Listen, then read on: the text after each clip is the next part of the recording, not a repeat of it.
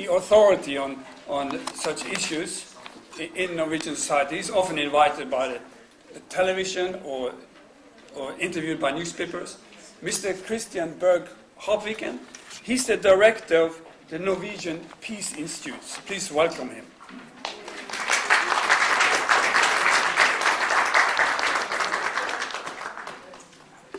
Thank you for this very nice introduction. It's very nice to be here today. I have had the pleasure of lecturing to various gatherings of the UPF on several occasions before, and it's always a pleasure.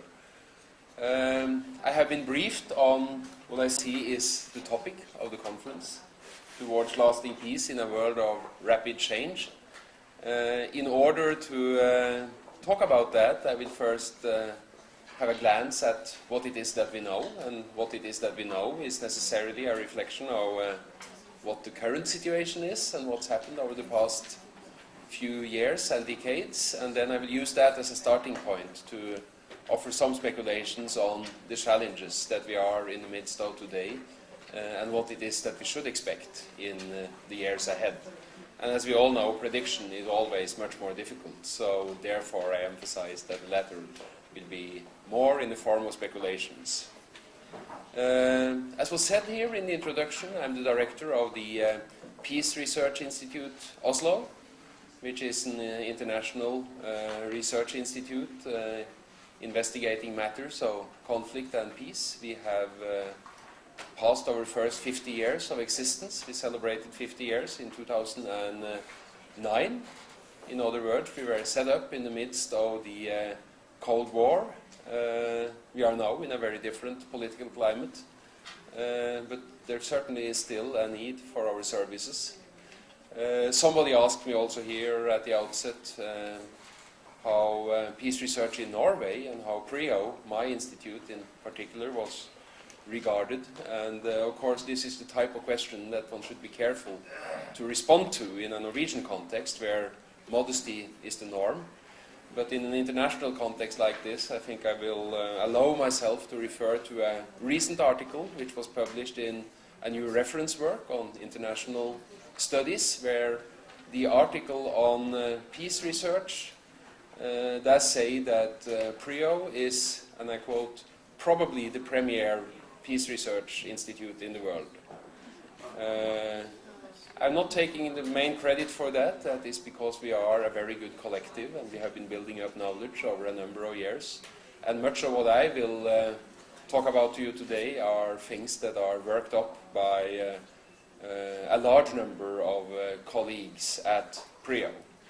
But since I will introduce some figures to you, and some of these figures will probably be familiar, without you ever having noticed that those are gathered and systematized in an attic here in downtown Oslo.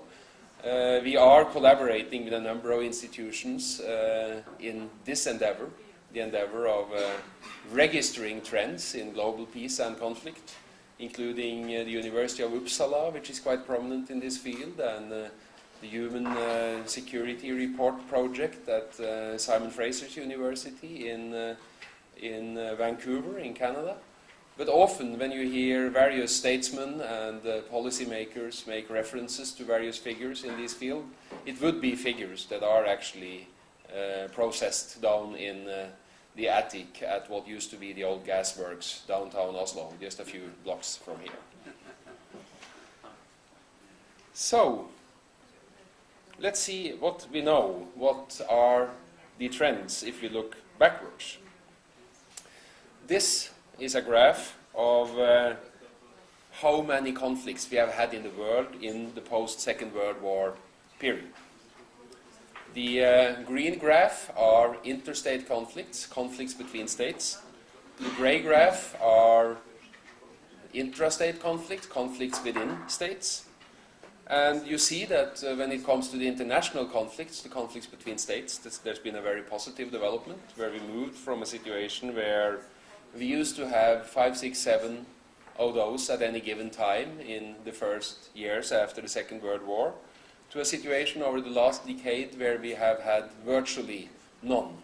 And I think you would all be quite hard put, in fact, to identify the few ones that we have had in recent years.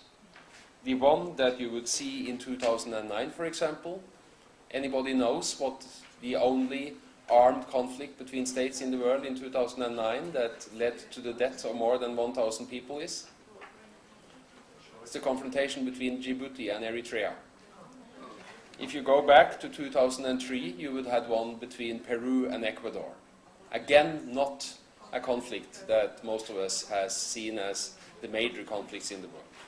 But when it comes to civil wars, wars within states, the pattern is different. And you also notice on this graph that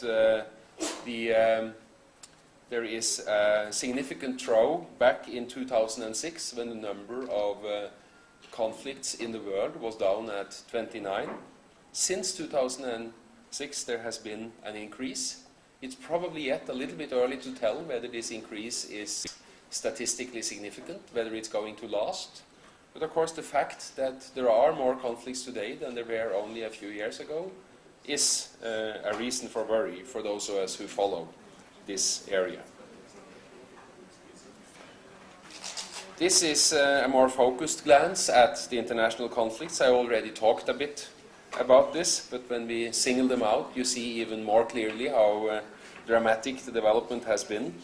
I pointed to how it was that in the first decades, in fact, after the Second World War, you'd had anything from 5 and in fact up to 8, and at one point 9 international conflicts at any given time, whereas currently there are none. But it's not only the number of conflicts that's interesting, it's also interesting what the consequences of those conflicts are. And one aspect of the consequences is how many people get killed in the armed confrontations.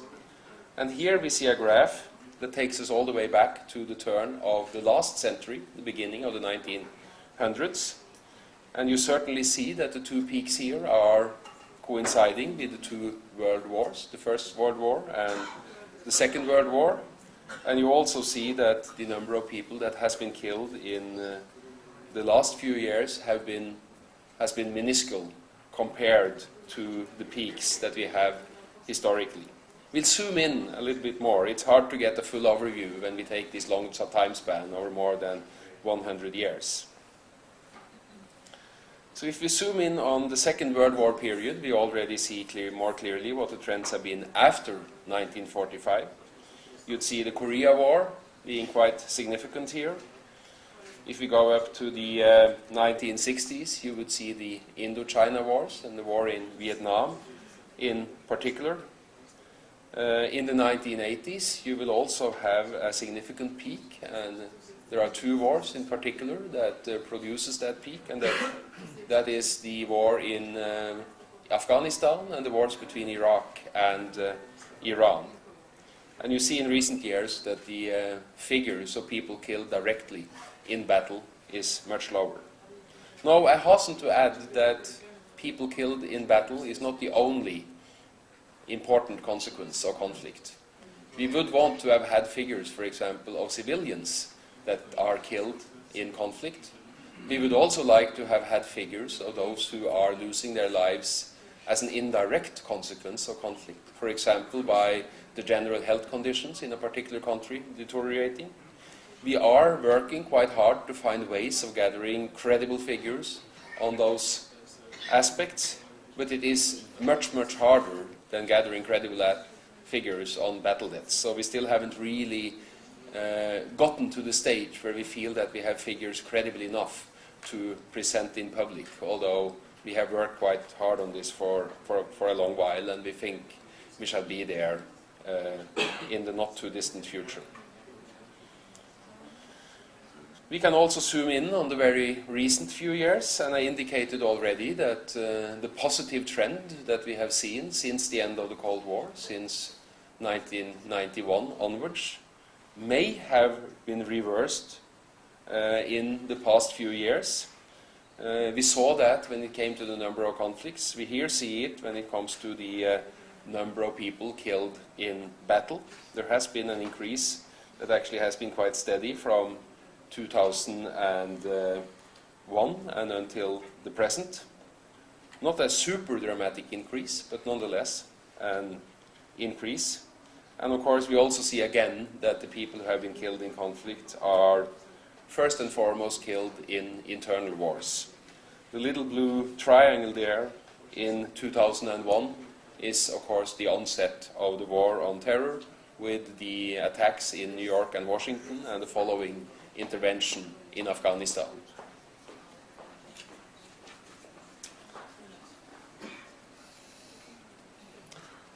Let's move on to look at a map of where the conflicts are in the world. And here we are focusing only on 3 relatively recent years, the period 2006 to 2008.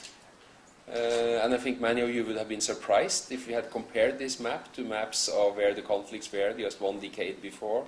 Not to talk about 2 or 3 decades before, it would have been a very different map. But if you look at this map, you see that the central areas of Africa are certainly hosting a number of conflicts, and we also have a belt stretching from the Levant, including Turkey, in fact, all the way over to Malaysia. So, and then a couple of conflicts in Latin America, but those are conflicts that were relatively quickly solved. So, almost all of the conflicts in the world today are focused within 2, what we could call belts or ellipses, if you want. One ellipse that spans much of Central Africa and goes all the way up to North Africa in its western part, and you have one ellipse that includes much of the Islamic part of the world. One thing that we at PRIO have worked a lot on in recent years is to get from this situation that you see depicted in this image here, where we say that a particular country is host to conflict, therefore is at war. And this comes out most clearly in the case of Russia, where you see that Russia is here seen as a country at war. But what we know, of course, is that the war in Russia is a war that is concentrated in a particular area of the Caucasus, which has a rather limited part of the Russian territory. So therefore, we have worked with new technology, geographical information systems, to try to pin down and get down to the much more fine-grained level, rather than to look at this at the level of individual states. And if we then move on to look at what parts of the world geographically are impacted by conflicts, we get a very different map, and a map that does not seem to imply as many bad news as the map that you currently have on the screen. If you look at this map, here again we are already drawing a rather large circle around the areas that are exposed to conflict. One of the important impacts of being able to pin down exactly geographically where the conflicts are is that we are able to do much more accurate analysis of the correlation between war and other factors. So in the case of Russia, for example, where we want to see is there, and this is one major theory within peace and conflict research, that natural resources, plentiful natural resources are often correlated to armed conflict. So we want to see in the case of Russia whether there is in fact a correlation between natural resource dependency and armed conflict. Well, if we do this at the national level, Russia as a state is rather dependent on natural resources, and it does have conflict. But as I pointed out earlier, the conflict in Russia is only in the Caucasus. And Caucasus is not where Russia's natural resources are. So therefore, what in the old way of approaching things looks like a positive correlation between natural resources and armed conflict, actually with our new ability to get down to the more fine-grained level, is clearly not a correlation.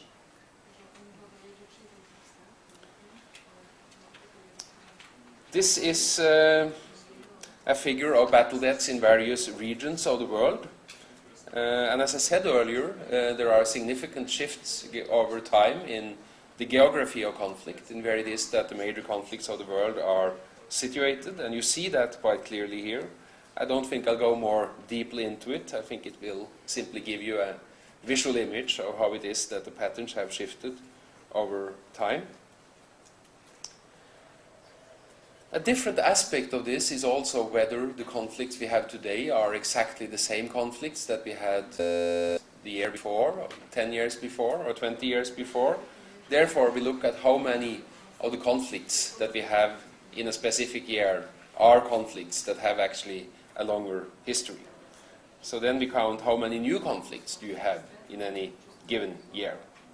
And again, we see that the development has been quite positive in the sense that in the recent few years there has been relatively few new conflict outbreaks in any given year. Now, we don't exactly know yet how that is going to look for 2011 because we haven't made up the accounts yet for 2011. But of course, for anybody who has had more than a glance at the news in the past few weeks and months, it is clear that 2011 is already a rather exciting year, and that certainly will impact the typograph that we have on the screen here. But it's not exclusively good news, because when we have so few new conflicts occurring in the recent few years, that also means that the conflicts we have at the moment tend to be conflicts that have a long history. They are protracted conflicts, and they are protracted for a reason. They are protracted because they have proven difficult to resolve. So it seems that there is a tendency that in the first years after the end of the Cold War, we had a very good development where we were able to solve a number of conflicts. And we believe that this was the start of an ongoing trend when we would virtually extinguish armed confrontations from the world. But probably what happened was that in the first years after the end of the Cold War, we did resolve those conflicts that were a very strong illustration of this. Because here, for the first time in recent history, we have seen a major Western initiative in which the US has virtually done its utmost not to be in the driver's seat. We probably also see a decline of Europe, and it's easy to take the current lead in the Libyan operation by the UK and France as an indication that Europe is not declining. Others would say that in fact it is an indication that Europe is declining. This is it's virtually the pains of transition rather than an indication of its re-emergence. I think it's quite clear that at least Europe as a whole has had little ability to position itself as a major international actor. To the extent that Europe plays a role internationally, it is in the form of its individual states rather than as a coherent European entity. And if you look at the absolute invisibility of the so-called foreign minister of the EU, Lady Ashton, in the play-up to Libya, that seems quite evident. And then there is what I think is perhaps most important of all the factors here, namely the emergence of new global powers. We all realize that China has emerged as a serious challenger to US supremacy, as a state with major ambitions in Eastern Asia, but not only in Eastern Asia, certainly also throughout much of the Middle East, Central Asia, and not the least Africa. We see India as a different country, which also has major ambitions in its region and globally. We see Turkey, we see Brazil, we see Indonesia, and we see South Africa. All of these countries, perhaps with the exception of China, are currently struggling with finding a balance between their position in the very regions to which they belong and their position on the global world scene. And their ability to reconcile their regional roles with their global roles is going to be absolutely pivotal to their ability to really throw themselves up on the global scene and become real global actors. But this is a really interesting development. I myself have been visiting several of the new global powers including Turkey and Brazil just in the past few months. And there certainly is a lot of ambition, a lot of energy, and I'm in no doubt that we are living in very interesting times when it comes to this. And of course that, again, to refer to Libya, is also quite interesting when we note that at the moment several of these new global powers are members of the Security Council. China, of course, is a permanent member, but currently we have South Africa, Brazil, Turkey and India, 4 other emerging powers as members of the Security Council, and even more notably, none of these countries voted in favor of the intervention in Libya. So I think what we are possibly seeing now is that if the Libya intervention is going to prove to be a failure, this will be a moral victory for the emerging powers who stood back and said, calm down here, let's look a little bit more carefully at this before we jump to any action. If they are proven right, that is also, again, going to be quite important.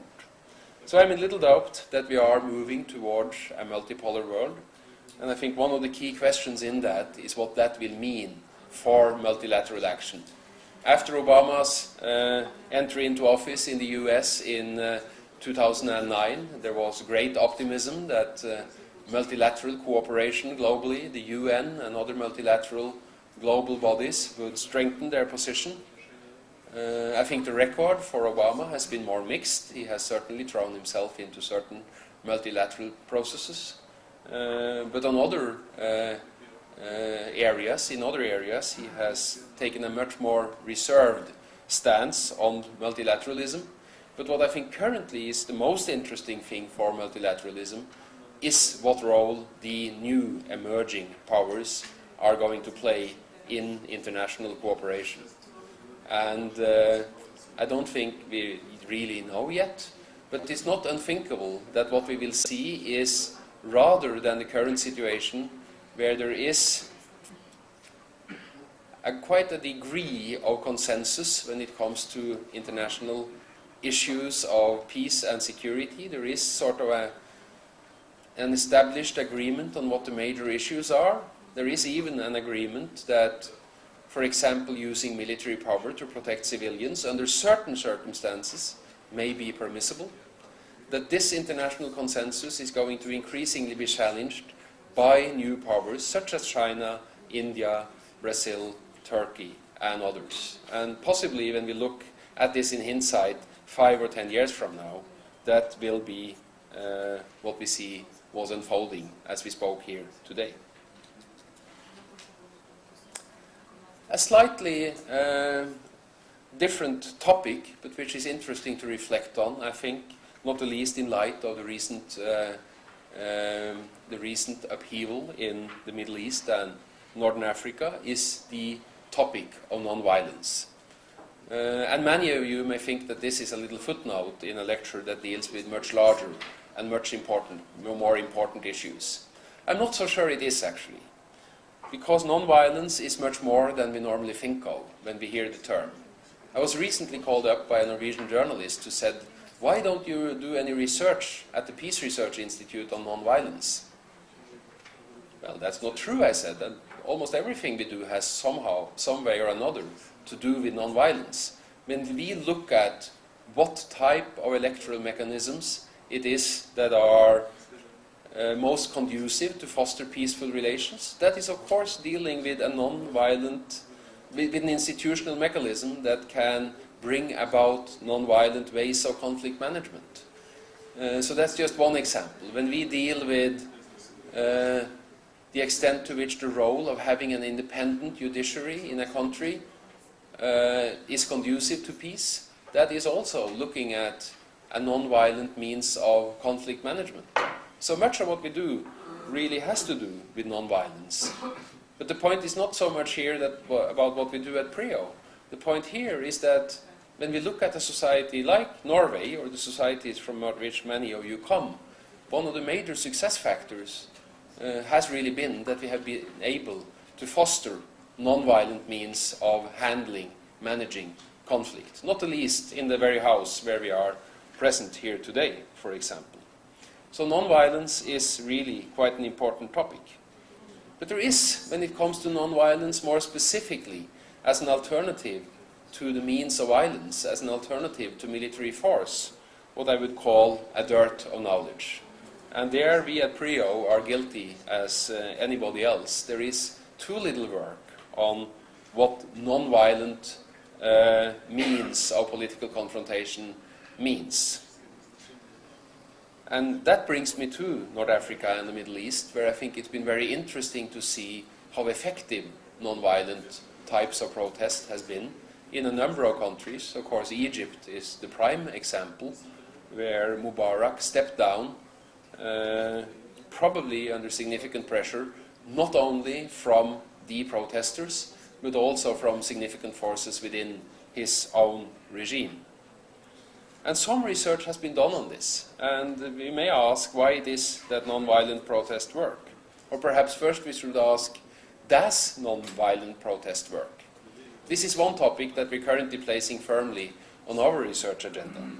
And recent research indicates that, in fact, non-violent means of protest may be far more efficient than violent means of protest.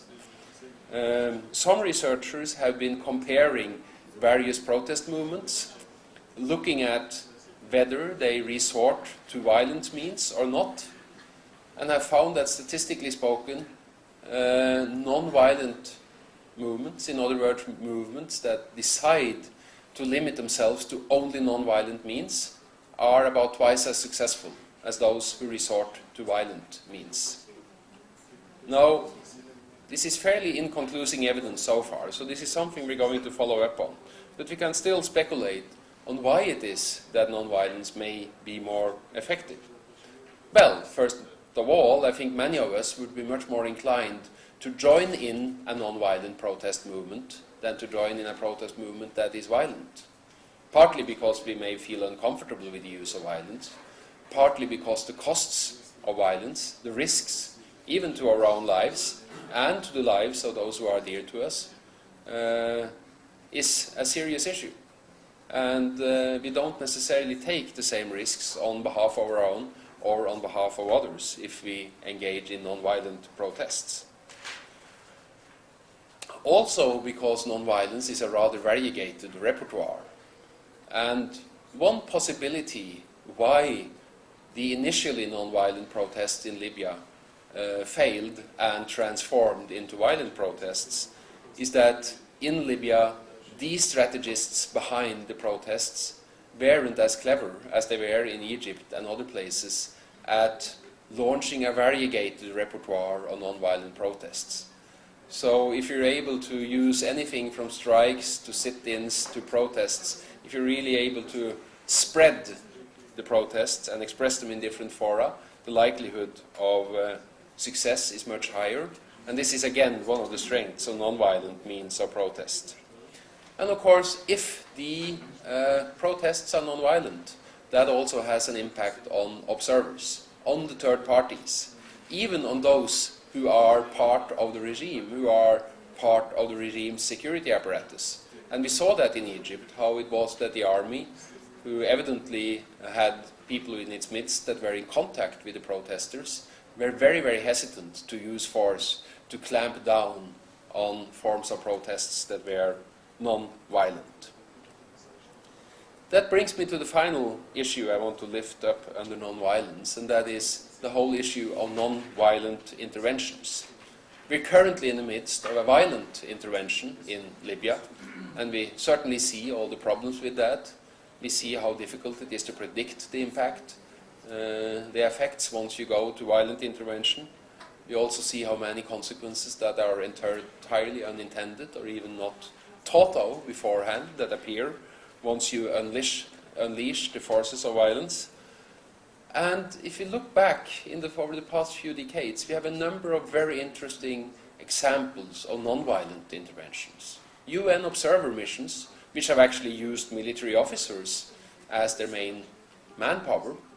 We have civilian observer missions, and so forth. And here there are a number of examples which have really been understudied, and which may, in it, have the potential to add to the repertoire of of the international community when it comes to responding to humanitarian crisis and security crisis.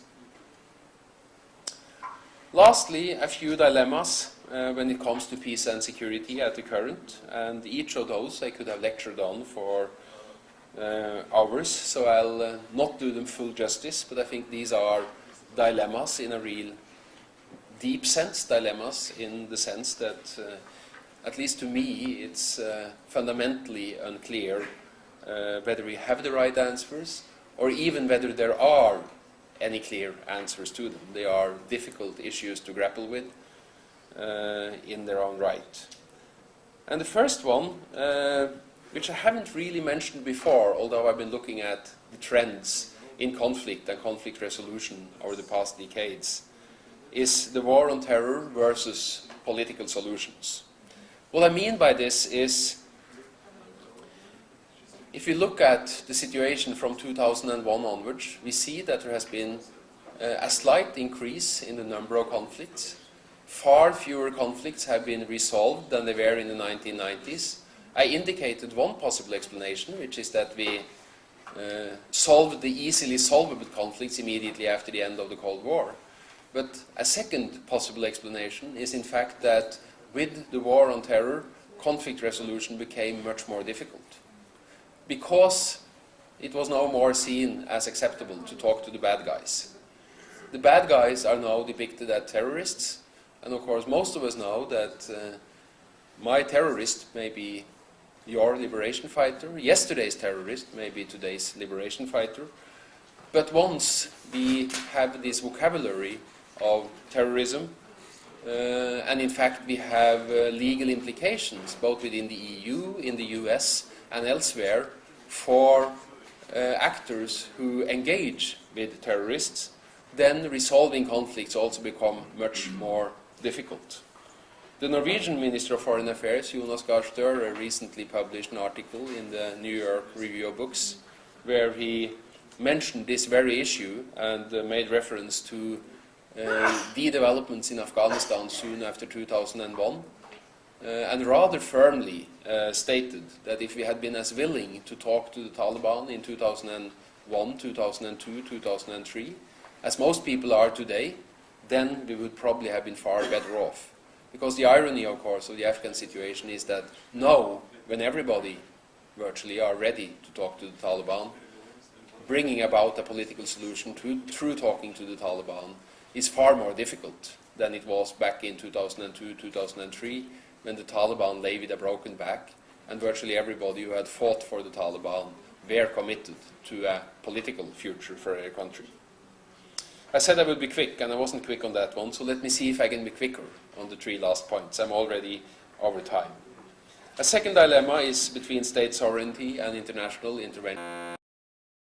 Directly into what I talked about earlier with the global the transformation in the global system. We have had a period now where the respect for state sovereignty has been played down. There has been a willingness. There has even been established as a principle that the international community has a responsibility to intervene in a state if the state's regime is repressing its own people. And Libya is an example of that. Now it may be that what we're seeing as we speak is a reinforcement of state sovereignty as a principle, and that therefore international interventions will be even less popular in the years ahead of us. A third dilemma is the dilemma between liberal democracy as a model that fits all to more variegated political models. We have had great faith in liberal democracy for a long time, and certainly from peace research we have seen as one of our main and clearest findings that democracies are fundamentally more peaceful than non-democracies, in the sense that at least they don't fight other democracies. Democracies do in fact fight other than non-democracies, so once there is a non-democracy in the equation, we can nonetheless have armed conflict. But there is an interesting discussion at the moment, and again the issue of emerging powers comes into this, of whether liberal democracy is necessarily the success recipe for all states at all periods. and at all stages of their internal political development. We have a similar discussion when it comes to economic liberalism. Is economic liberalism necessarily the right prescription under any circumstance? Or are there other and more variegated economic models that are a better answer to the problems of individual countries and individual regions? And finally, and this is an important consideration, I think, currently, and one that we haven't sufficiently explored in relation to the situation in Libya. The norm that has developed over the past 10 to 15 years is that war criminals should be held responsible for their acts. It's not difficult at all to sympathize with that as a principle. But one may ask, in a situation such as the Libyan situation, whether the insistence of keeping Muammar Gaddafi responsible at any costs has been contributing to the escalation of conflict and led us, at least contributed to lead us to the situation in which we currently find ourselves. And I emphasize that when I'm picking this up, it is because it's a fundamental dilemma. Because I don't think any of us think that Gaddafi deserves a handshake, a thank you, and a generous life in a safe corner of the world as a thank you for what he has done to Libya's population. But the question is nonetheless whether Libya's population could have been better off, certainly in the short term, but possibly also in the longer term, if a different type of political solution had been found. And of course, Gaddafi's insistence that he has been trying to collaborate would have been undermined if he had been given a public offer of stepping down, which could also have, in fact, weakened the loyalty of his own forces, who would see that here is a man that has been given a gracious offer of a safe exit, but has declined. So those were my dilemmas, and since it's not easy to give fixed answers to all the questions I raised, I think I'll end with these dilemmas, and I thank you for your attention.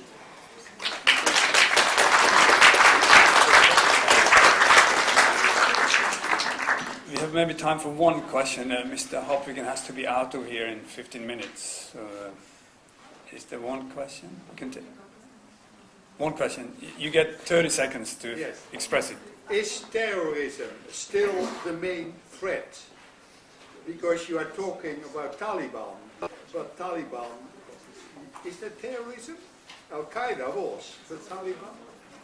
And I have a feeling that we in the West focus far too much on terrorism. Nobody in Europe has experienced terrorism since London and Madrid.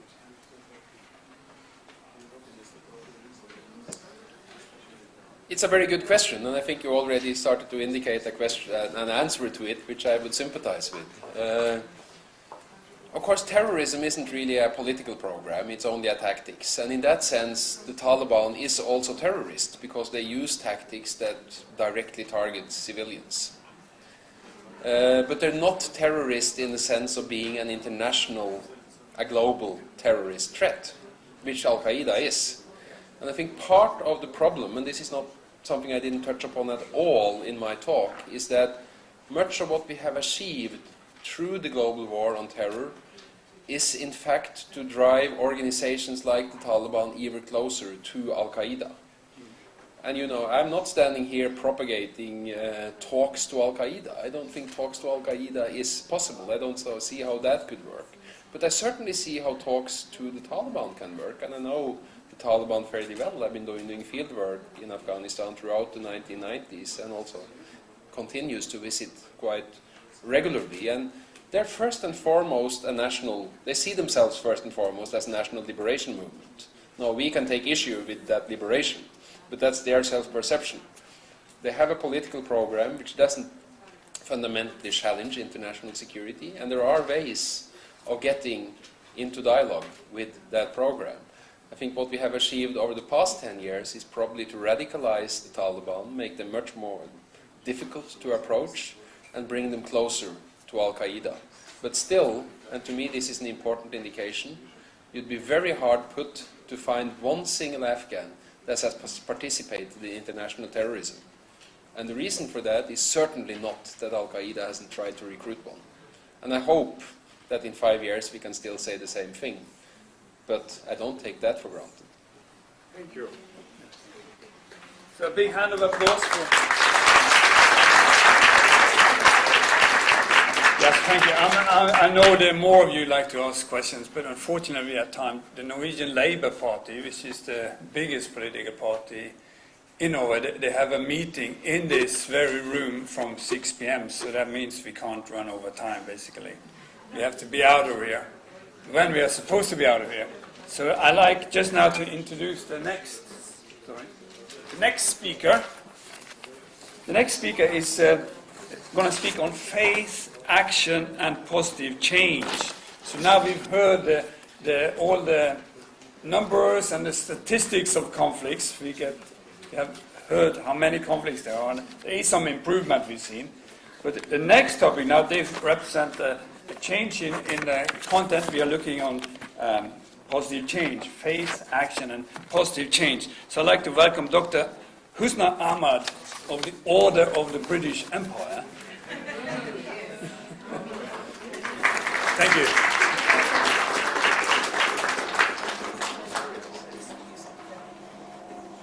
Oh, yeah. Also, I'd like to say that if you're interested to find out more about Harpviken's and his organization Viewpoint, there is an English language website, PRIO, that organization, an English language website. Thank you.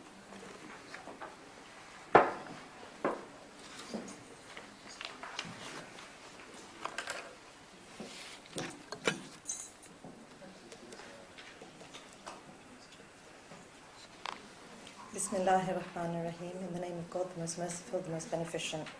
Good afternoon, ladies and gentlemen, brothers and sisters, Excellency, friends.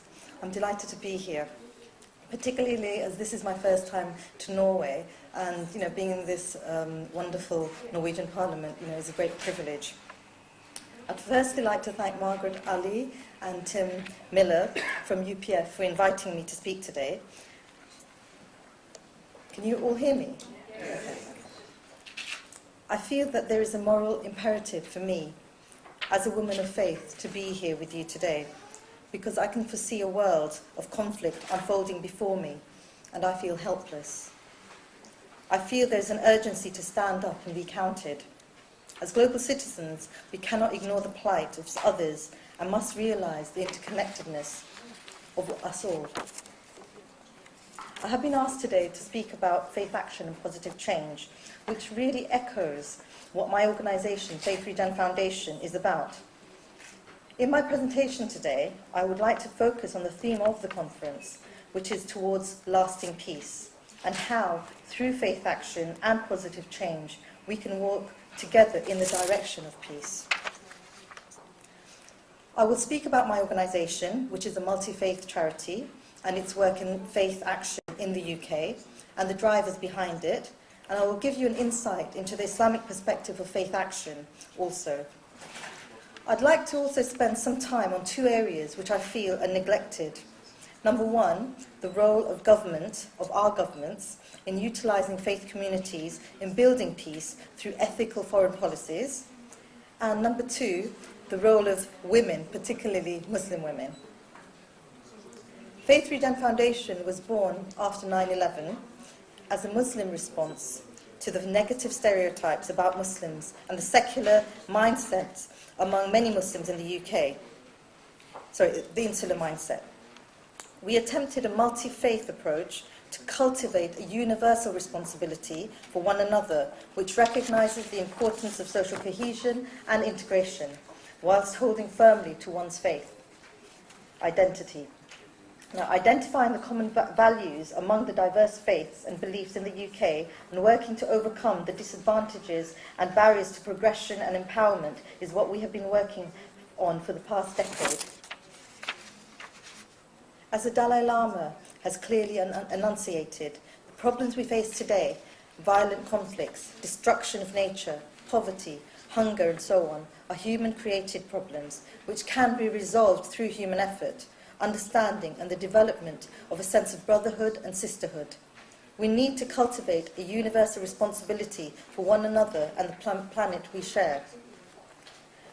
I believe, despite being in the Norwegian Parliament, I believe that we cannot be waiting for our governments to do our thinking and acting. If we leave everything up to our politicians and governments, we end up with the world that we have at present. Crisis upon crisis, expenses scandals, the banking and financial mess, individualism and greed. We need to work with our governments by challenging, holding to account, and assisting and supporting them to get things right. FRF works at the grassroots level to bring diverse community groups together under the banner of sustainable development. Behind this banner, there exists an inherent belief that no matter what our background is, we all seek the same goals, and we all hold a strong desire to leave behind a better world for our future generations. From our experience in the UK, it is clear that there is a vital link missing between government and the faith sector. I cannot emphasize enough the importance of government and faith communities working together in partnership to build safer, integrated and cohesive communities while still maintaining their distinct faith identities. It is these faith identities which provide a strong sense of family, belonging and community. Despite living in some of the worst conditions and most deprived areas in the UK, it is their faith that keeps that flicker of hope alive. I believe that faith-sensitive public service delivery plays an important role in making the connection. Faith-based groups are embedded in, have the ear of, and often speak for their communities. They are trusted and respected. Working closely with faith-based groups would enable government to build stronger foundations from which positive, confident individuals can emerge. They can help David Cameron, Sarkozy and Merkel, who are all rejecting multiculturalism and who are trying to rediscover their own distinct national values. For instance, Cameron is trying to create the big society. How can we create a big society in our nations when the world is changing so rapidly? How do we work towards lasting peace when our governments continue to spend exorbitant amounts on military spending? One question that I would like to pose to my Prime Minister is, what are the ethics of warfare and how does one align interests with values? I still cannot comprehend why there is often one set of values for some nations and another set of rules for others. Recently, the Commons Committee on Arms Export Controls said that successive British governments have misjudged the risk that UK arms exports to nations like Libya and Bahrain would be used for internal repression. The chair of the committee, Sir John Stanley, whilst welcoming the revocation of over 100 licences to Libya, Bahrain, Egypt and Tunisia, said that the government needed to find a better way to reconcile its values and its need to sell arms. Surely then it cannot be right that the world's total military expenditure in 2009 amounted to $1.53 trillion. Just 21% of this is the extra amount of money needed to achieve all the Millennium Development Goals. The targets. So what does this mean in real terms? The eradication of extreme hunger and poverty, universal primary education, a significant reduction in child mortality, a significant improvement in maternal health, and environmental sustainability. Ladies and gentlemen, when the United Nations organization was created at the end of the Second World War, particular responsibility for the maintenance of peace was given to 5 permanent members of the Security Council. Today, they are responsible for 80% of the world's arms trade. Today, citizens all over the world are demanding answers. They would like to know why it is that global military expenditure is increasing at a time when the world is facing a number of humanitarian crises and political upheavals. We have all witnessed on our TV screens the horrific results of the arms trade throughout the Middle East as autocratic rulers attempt to suppress the voices of their own people through violence.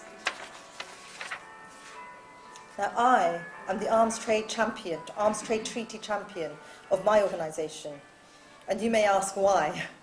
It's because I, as a woman, believe I have a duty to promote peace and harmony in the world. Gandhi's been mentioned earlier today, and what I would say is that Gandhi said, "What is faith if it is not translated into action?"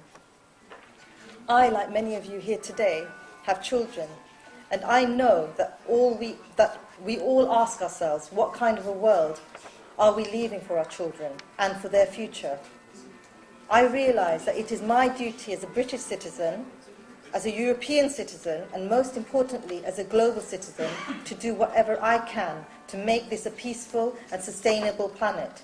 I want our future generations to have a world which is free from discrimination and abuse, the threat of terrorism and the impact of climate change.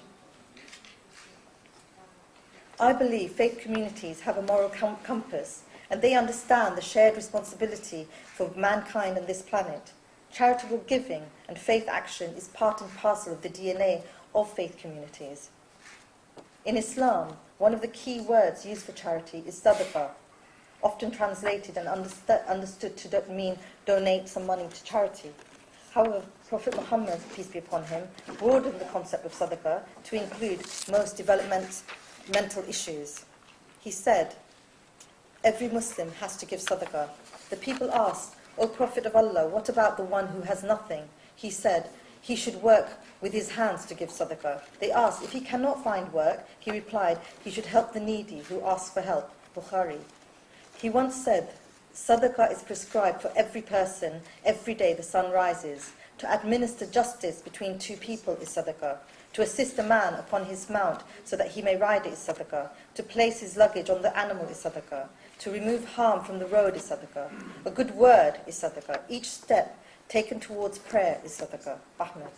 On another occasion, he defined sadaqah as removing thorns, bones, and stones from the paths of people, guiding the blind, listening to the deaf until you understood them, guiding a person to his object of need if you know where it is, hurrying with the strength of your legs to one in sorrow who is appealing for help, and supporting the weak with the strength of your arms. These are all the doors of sadaqah. Now, the charitable route that we have taken at Faith Regen Foundation is of poverty alleviation through economic empowerment. This route, for so many disadvantaged communities, bring about a plethora of hidden benefits. We continue with our efforts because we believe that we make a difference, and we believe that there is a need for our interventions. Now, on a personal note, my desire for faith action and positive change, and my passion for social justice, comes from my religious convictions as a Muslim. It is my religion which drives me to pursue positive change, to help people to get a job, to help people identify which direction to pursue for their education. My religion gives me the spiritual strength to overcome barriers and push boundaries. My religion gives me the moral grounding and ethical conduct towards all human beings. My religion makes the tears roll down my face for the innocent victims of violence and hatred around the world. My religion makes my heart bleed for the young children all over the world who have nothing, who have lost their homes and families because of war or natural disasters. My father helped me to connect to my spirituality at a young age through zikr, meditation. He would tell me stories about creation and about the prophets, Musa, Moses, Ibrahim, Abraham, Isa, Jesus, and obviously the Prophet Muhammad, peace be upon him. There is much to be learnt by focusing upon the character of the Prophet Muhammad, peace be upon him, on his teachings, sufferings, and how he forgave even his most bitterest enemies. And we have not sent you, O Muhammad, except as a mercy to the worlds. Quran, chapter 21, verse 106 to 107.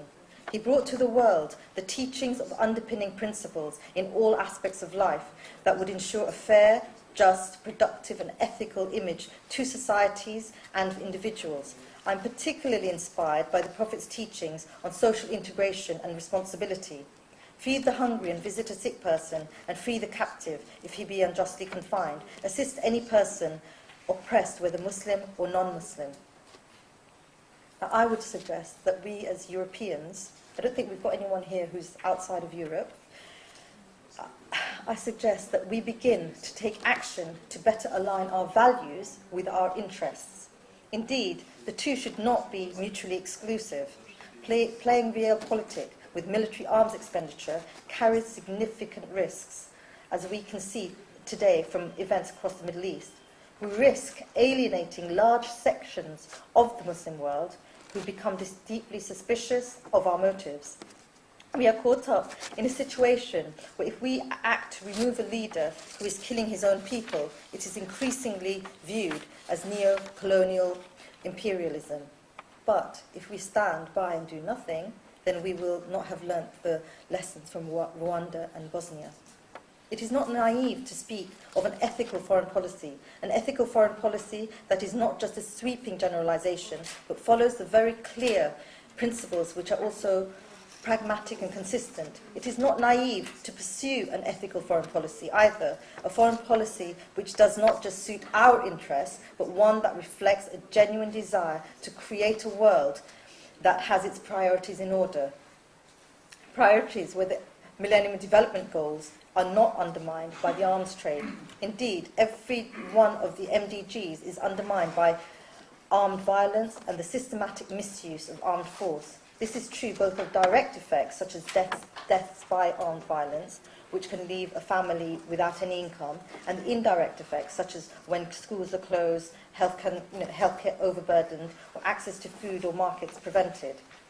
My organisation, FRF, has a clear focus on welfare in the UK, and yet we are struggling to secure funding for our activities, which help disadvantaged people to enter the labour market through training and skills development. Through our projects, we are committed to working towards increasing social harmony in our society, and we are achieving this by empowering and regenerating individuals and communities through the vehicle of increased capacity, economic independence, and a stronger voice.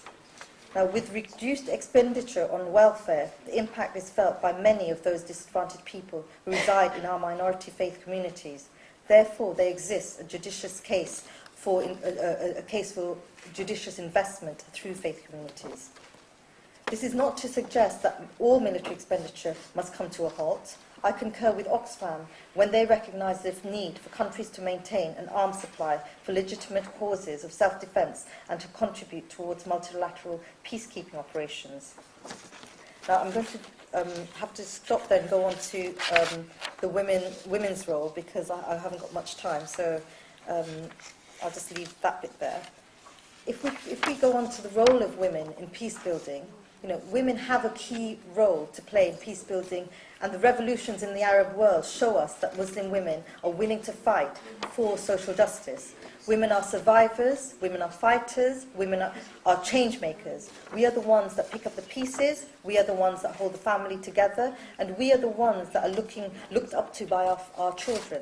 The Sudanese sister who risks rape and death to collect firewood to feed her family. The Indonesian sister who dives into a whirling tsunami waters to save her child. And the Burmese sister who's now out, but who used to sit under house arrest for daring to speak out against the government and has now luckily come out. Why do they do this? They do this because, as women, they have an innate sacrificial quality that makes them do whatever it takes to ensure the security of their own families, even if it is at the risk of their own lives. Women all over the world have had the challenge of tackling stereotypes and breaking through the molds that have been imposed on them. To add to a long list of assertion, Muslim women are sympathised with due to perceptions of being oppressed, weak, and living in a patriarchal society. While it has been acknowledged that there are women who fit the stereotype and fall neatly into the mould, is such the case for only Muslim women? Does the stereotype exist because of Islam or due to cultural practices and traditions? Are active Muslim women the exception, or are they progressively becoming the rule? Now, a closer look would reveal that active Muslim women in Europe are far from a novelty and are working hard across our communities, workplaces and at home. However, despite the successes, all women, regardless of their ethnicity or religion, continue to be confronted by barriers. The area of employment in the UK can be cited as one example. In the past few decades, despite women decreasing the employment gap with men, issues related to wage differences, job security and discrimination remain to be inadequately addressed.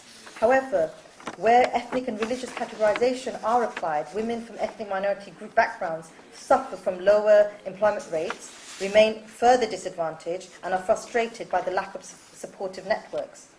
As women, ethnic minorities, particularly Muslim women, are affronted by multiple barriers. Muslim women suffer particularly from low employment rates and economic inactivity. And although in the UK more than half of Muslim women would like to be engaged in employment, in order for aspirations to be realised, barriers to employment remain to be tackled effectively. In addition, Muslim women are a largely misunderstood and misrepresented body of society. As a result of skewed media spin and a lack of platforms and opportunities to represent themselves, a narrow and closed-minded view of Muslim women prevails. Now, being a positive person myself, I strongly believe that we can tackle discrimination and Islamophobia through empowering women to believe in themselves and their ability to contribute positively to society and not accepting no for an answer. When barriers and obstacles come their way, they have to be overcome through the tools that organisations like Faith Regen Foundation and others can provide, and the inspiration that individuals like many of you here today can instill in the hearts and minds of these women. We need to enable and empower all women of whatever faith or race to take their place in society and contribute effectively.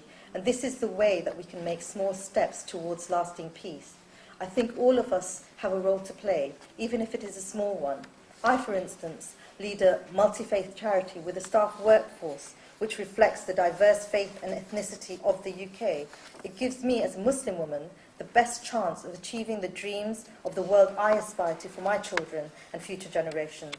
I wish to contribute towards making that dream a reality where there's peace and prosperity and everyone can take their rightful place as active and respected citizens. I truly believe that there is no way for any of us to realise the finest dreams of our faiths and finest dreams of our political parties unless, with increasing trust and understanding, we work in partnership. Finally, I'd like to end with a verse from the Holy Quran, Surah Al-Ma'idah, chapter 5, verse 32. If anyone slays a human being, it shall be as though he had slain all mankind. Whereas, if anyone saves a life, it shall be as though he has saved the lives of all mankind. Thank you.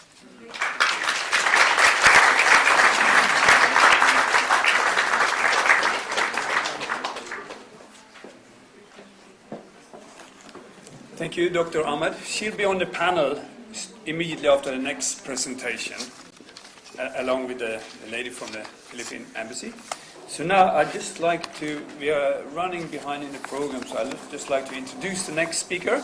She'll use PowerPoint to illustrate her points. And this is Consul Lena de Dios Sison. Is that okay? From the Embassy of the Philippines here in Norway. Please welcome her.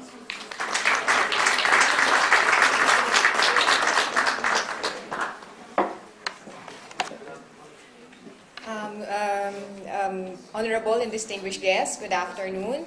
I have been asked to talk today about the United Nations and Interfaith Dialogue. While I do not pretend to be an expert or a UN expert, Norway is my first posting. I've never been to our mission in New York. I, however, have worked for our ministries, our foreign ministries office, which also handle the Philippines interfaith initiatives internationally, the UN included. So more or less, I can, however, share with you the Philippines' international interfaith dialogue initiatives in the United Nations, particularly its introduction and successful championing of what is now the UN Resolution on the Promotion of Interreligious and Intercultural Dialogue, Understanding, and Cooperation for Peace. I can also share with you how the latter and interfaith dialogue in general has been received in the global political sphere, and why interfaith dialogue can be an effective government tool in transforming cultures of conflict into cultures of peace. So, the Philippines, through its mission in New York, formally introduced the concept of interfaith dialogue as a tool for peace during the 58th session of the United Nations in 2003. This was 2 years after September 11 and its tragic aftermath, and how it effectively brought to the fore religion and its oftentimes overlooked or underplayed role in national and international security and foreign relations. With the world employing traditional solutions to the emergent threat of terrorism and sectarian violence, among others, but then seemingly coming up short in the process, the Philippines believed that it was time for the international community to acknowledge the role that religion and interfaith dialogue played in geopolitics, and how both were vital yet missing components in the UN's peace-building and peacekeeping efforts. So the idea of creating an interreligious council or special committee in the UN was introduced by the Philippines in 2003.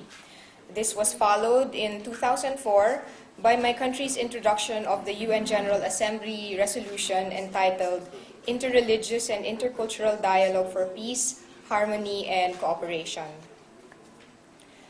However, owing to the lack of precedence on the subject matter in the UN's then 62 years of existence, the said initiatives were at first met with trepidation by the UN member states. This was compounded by the misconception that said initiatives were sectarian in nature. However, the Philippines has consistently contended that its interfaith dialogue initiatives were non-sectarian and do not delve in dogma or theological issues, but rather on the role of religions as secular partners in the promotion of peace and development throughout the world. It believed that the religious sector was an untapped member of civil society which had the moral high ground to persuade followers towards the path of peace. So gradually, through the Philippines' consistent lobbying in the UN, with the help of its co-sponsor countries like Pakistan, and my country's active sponsorship and participation in other intergovernmental interfaith fora outside of the UN, the concept of interfaith dialogue as a tool for peace gained ground, and the number of co-sponsors of the Philippines UN resolution increased. So from an initial 25 UN member states co-sponsoring our 2004 resolution, the current version of the Philippines UN resolution on interreligious dialogue now has 54 co-sponsoring states.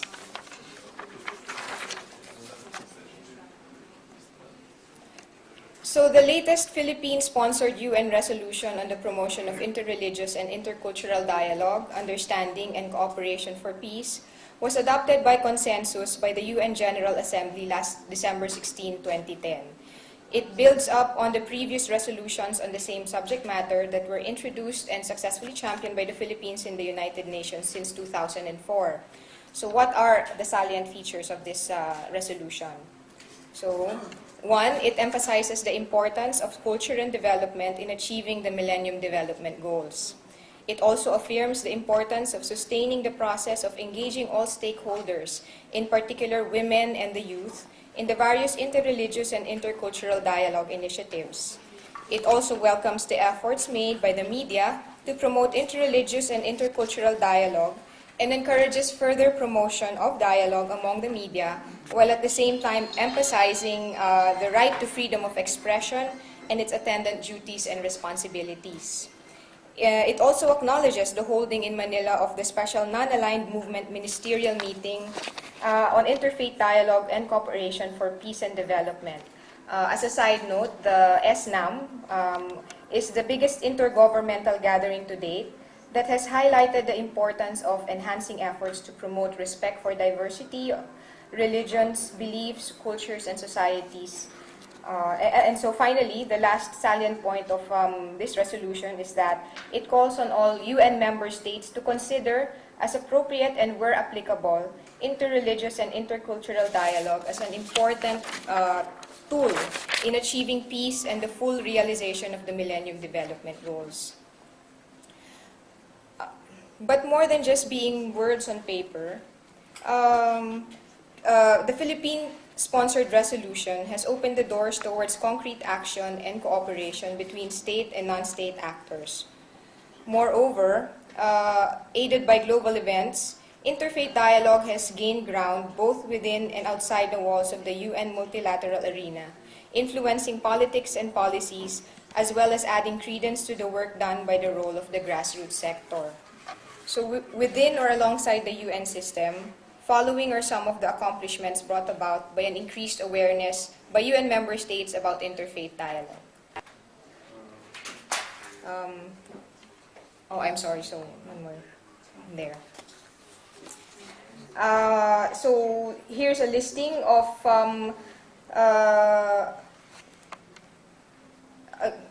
meetings and other accomplishments made within the UN system by the introduction of the concept of interfaith dialogue in the Philippines. I will be discussing them one by one shortly. So we have the Informal Summit of World Leaders on Interfaith Dialogue and Cooperation.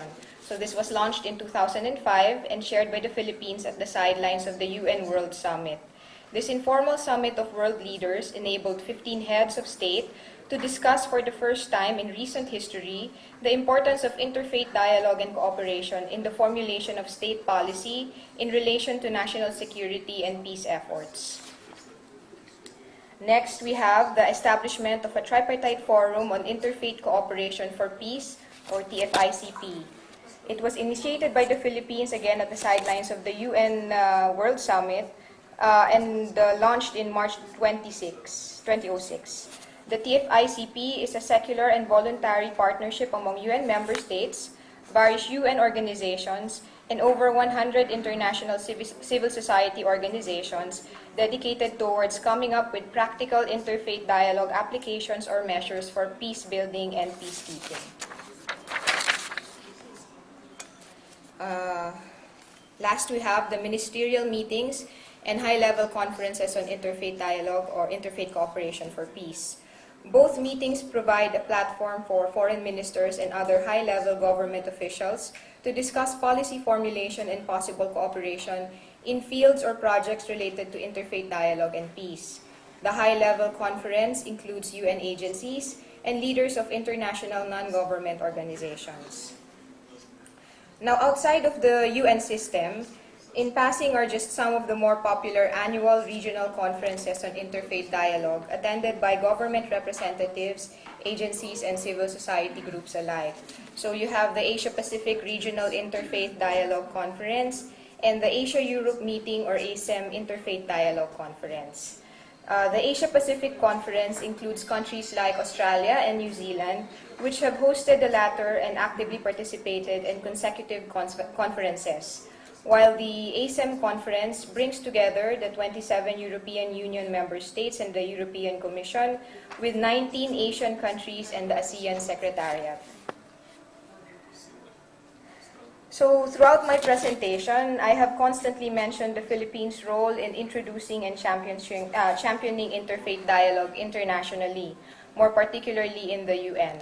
And you might be wondering why my country feels so strongly about interfaith dialogue. Well, the answer is simple.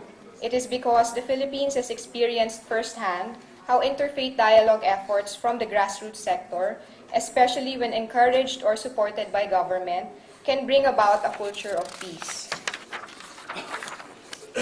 The concept of interreligious and intercultural dialogue is not new to the Philippine experience. Philippine history has been molded by the reality of cultural and religious diversity. Like some of our neighbors in the Asia-Pacific region, we continue to confront problems related to ethnic and religious minority populations.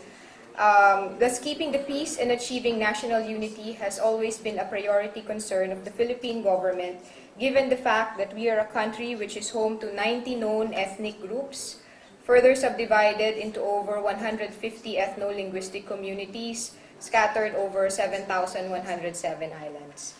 So, religious and grassroots organizations, as well as our civil society groups, particularly in Muslim Mindanao and southern Philippines, have already been engaged as early as the 1960s in the practice of interreligious and intercultural dialogue as an effective tool for peace and development. The national government therefore saw it fit to enact laws and adopt measures to strengthen and enhance the engagement of civil society in promoting economic development and the peace process. To date, the Philippine government is partners and or coordinates its efforts with several interfaith and interreligious groups in its peace processes and development goals. So some of these groups are, you have the Bishops Ulamas Conference, or the BUC, and the Philippine Ecumenical Peace Platform, or the PEPP. So I shall go through them one by one once again. So the BUC is composed of Christian bishops, Muslim ulamas, and leaders of indigenous communities. The group links with peace centers, schools, and NGOs in conducting community-based culture of peace workshops and mainstreaming peace education in the school curriculum. Since it is recognized by the government and supported by many NGOs, the statements and recommendations of BUC on peace issues influence policy directions. An example would be the recent institution by the Philippine Department of Education of Basic Madrasa Education, or BME, in all of our public schools, public elementary schools with Muslim pupils in predominantly Christian-populated Manila. So BME calls for the use of an enriched curriculum which stipulates the teaching of Islamic values and the Arabic language, in addition to the regular subjects of English, science, mathematics, Filipino, and Makabayan or civics. Next, the Philippine Ecumenical Peace Platform, or PEPP, is the largest ecumenical formation of church leaders in the Philippines, which has played a role in reviving the peace talks between the government of the Republic of the Philippines and the National Democratic Front. So just last February, if you're aware, both parties met here in Oslo for the first round of formal peace talks to take place since 2004. So many other examples of how interfaith dialogue in the Philippines has helped create cultures of peace in formerly conflict-afflicted areas abound. But however, I'm limited to my 15 minutes, so I feel I should stop here. In closing, I wish to thank the organizers of this conference for giving the Philippines this opportunity to further promote its belief on interfaith dialogue. I believe that interfaith dialogue should complement or at least be an added component to any nation's peace and development efforts and policies. I must admit, however, that much still needs to be done, and European governments in particular still need more convincing on the merits of interfaith dialogue. However, through increased support from the international civil society sector and other like-minded states, interfaith dialogue might just one day become a mainstream tool or practice employed by national governments in their quest for sustained peace and development, national security, and international amity. So, thank you very much.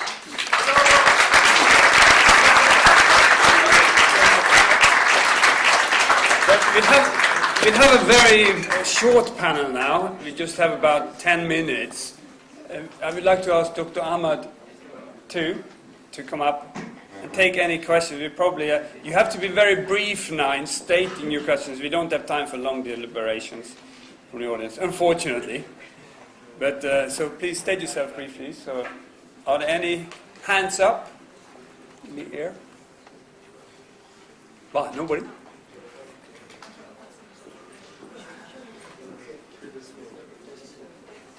We could take that up. Just one remark concerning what was said before. I would suggest to say the Arab world instead of North Africa and Middle East. Thank you. Okay. Excellent. Thank you for two very informative presentations. I have one question on the position of the Philippine government. Early on, one of the slides said that the Philippines regarded the interfaith dialogue as a secular, how was it exactly? As a secular partner in interfaith. That sounds a contradiction to me. Maybe can you hear me?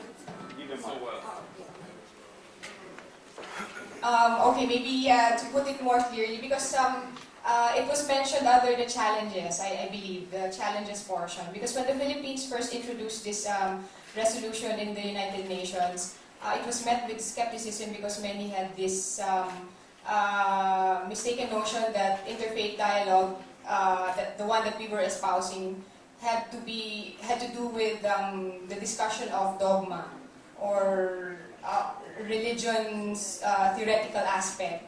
But our actual goal in introducing interfaith dialogue as a tool for peace in the United Nations is because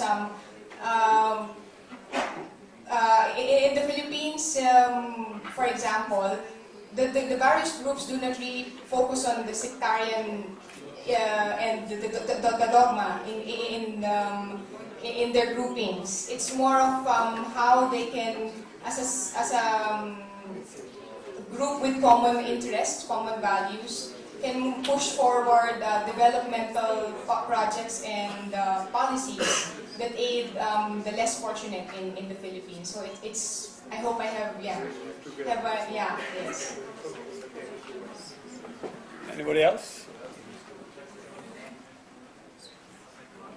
Yeah, there we have one question. You said that it was a little bit difficult to get the European countries to participate, and you said that more work was needed. Exactly which work is needed, do you think? Well, The microphone. Yes.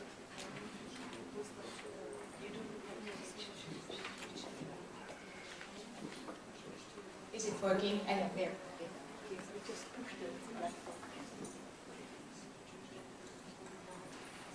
Well, what I was referring to actually more work in terms of, well, since my topic has to do with UN and interfaith dialogue, I think more of UN member states in the Philippines lobbying in the United Nations. I think most of the trepidation and the initial reluctance to co-sponsor or at least support the resolution came from some European, well, mostly European states. So more work needs to be done maybe for the intergovernment, the civil society groups in these European countries to sort of like connect with their governments, and for the governments to also connect with their civil society groups to see the merits of what interfaith dialogue can do towards peace and development in their own countries. Something like that.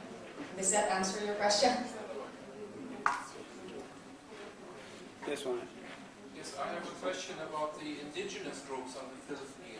Are they involved in these activities, and how are they involved in these activities? Because I can imagine that indigenous groups on the Philippines, as well as in other parts of the world, are under strong pressure of Christian and Muslim groups. Yes. Like I mentioned earlier, we have the Bishop Sulama Conference, which also includes leaders of indigenous communities in the Philippines. We have also passed an Indigenous Peoples Act, which protects the rights of our, 150 ethno-linguistic groups in the country. So their role is very much present. We have a particular ministry that handles our indigenous people's concerns. So usually during the policy formulations, the government consults with them, especially if it has to do with areas where they are located and projects that might more or less affect their population. Yeah. David, question. I'd like to ask a question to Dr. Husna.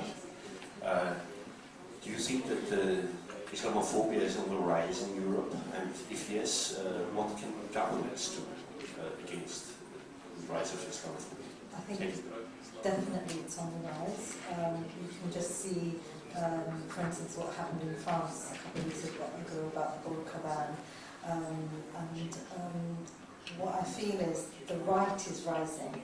And therefore, in the UK it's the EDL, they're rising. So the way that we can tackle it, the way that I would encourage Muslims particularly is to start integrating more into the society. So, for instance, learning the language of the host country for those people who are, diaspora communities in these countries.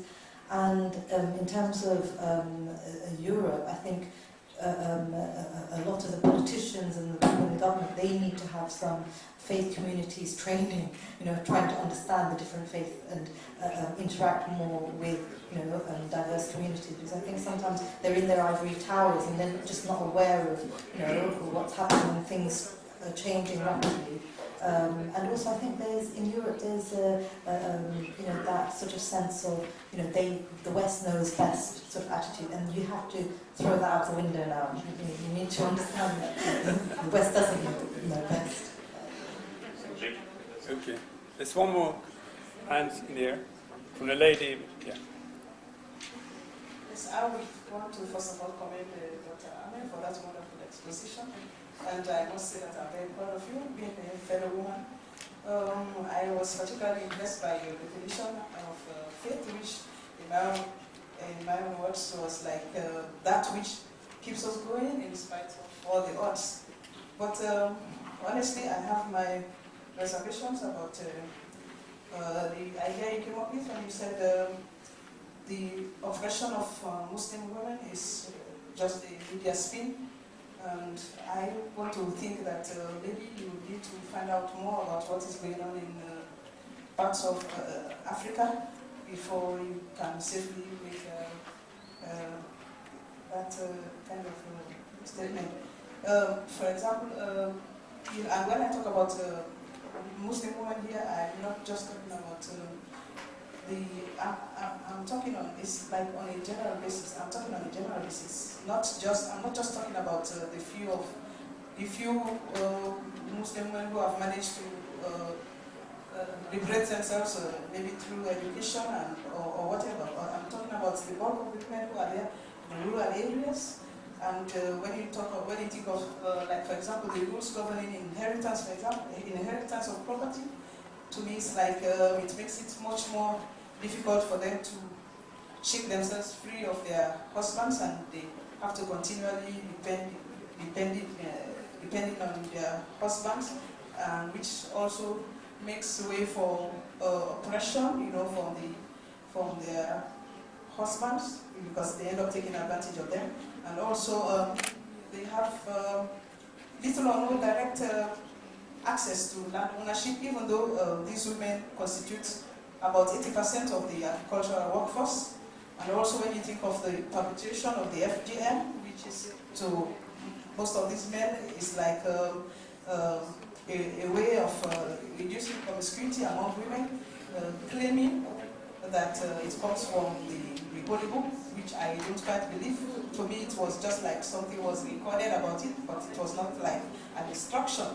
I want to say that this kind of oppression has been going on, not necessarily because that is what the Quran says. You have just cited some valuable instructions from the Quran, and I believe that they are what they were, and it is just that maybe people don't understand and they have been misinterpreting most of what the Quran has been saying, to the disadvantage of women. Thank you. We just have time for a very brief reply there from Dr. Ahmed, if she'd like to give one. Yeah. Okay, very brief, please. Thank you for that.